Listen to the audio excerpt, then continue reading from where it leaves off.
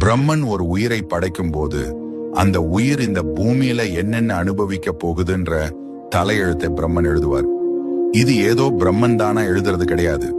அந்த உயிர் முற்பிறவியில செஞ்ச நல்ல வினைகள் மற்றும் தீய வினைகளை கர்ம பலன் கணக்குல வச்சுதான் அந்த பிரம்ம லிபி எழுதப்படுது.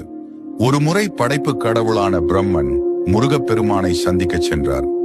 அப்போது சிறுவனாக இருந்த முருகப்பெருமான் பிரம்மனிடம், நீர் படைப்பு தொழில் செய்கிறீரே, உமக்கு அதன் மூல மந்திரமான ஓம் என்ற பிரணவத்தின் பொருள் தெரியுமா என்று கேட்டார். படைப்பு கடவுளுக்கே அந்த ரகசியம் தெரியவில்லை. இதனால் கோபமடைந்த முருகன் பிரம்மனை சிறையில் அடைத்தார். பிரம்மன் சிறையில் இருந்த காலத்தில் உலகை படைக்கும் பொறுப்பை முருகப்பெருமானே ஏற்றார். அவர் உயிர்களை படைக்கும் போது ஒரு விசித்திரமான முறையை கையாண்டார். ஒவ்வொரு மனிதனின் தலையெழுத்தை எழுதும் போதும் கர்ம வினைப்படி அவர்கள் அனுபவிக்க வேண்டிய இன்ப துன்பங்களை பாதியிலேயே நிறுத்திவிடுவார். அந்த பாதி எழுத்து ஏன்? தேவர்கள் இதை கண்டு குழம்பி, முருகா, விதியை ஏன் முழுமையாக எழுதாமல் பாதியிலேயே விடுகிறீர்கள் என்று கேட்டார்கள். அதற்கு முருகப்பெருமான் சொன்ன பதில்தான் ஆன்மீக ரகசியம். நான் விதியை முழுமையாக எழுதிவிட்டால் அந்த விதிக்கு நானே கட்டுப்பட வேண்டி வரும்.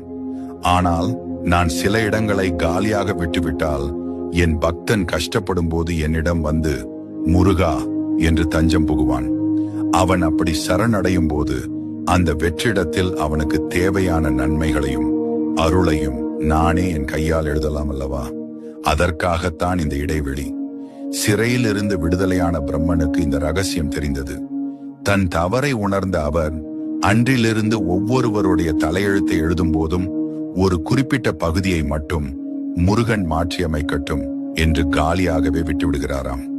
அதனாலதான் பிரம்மன் எழுதின விதியை அந்த பரமசிவனே மாற்ற முடியாது என்றாலும் முருகப்பெருமான் நினைத்தால் மாற்றுவார் அப்படிங்கிற நம்பிக்கை உருவானது. கந்தன் கருணை இருந்தாலே போதும், தலையெழுத்தே தலைகீழா மாறும். அதனால்தான் அவர் வினை தீர்க்கும் வேலவன். உங்க விதியை மாத்த போற அந்த முருகனுக்கு ஒரு அரோகரா சொல்லிட்டு இந்த வீடியோவை மத்தவங்களுக்கும் ஷேர் பண்ணுங்க. இந்த பதிவு உங்களுக்கு பிடிச்சிருந்தா இந்த வீடியோ ஒரு லைக் போட்டுட்டு நம்ம தமிழ் ஹிஸ்டரி டாக்ஸ் சேனலை சப்ஸ்கிரைப் பண்ணிக்கோங்க.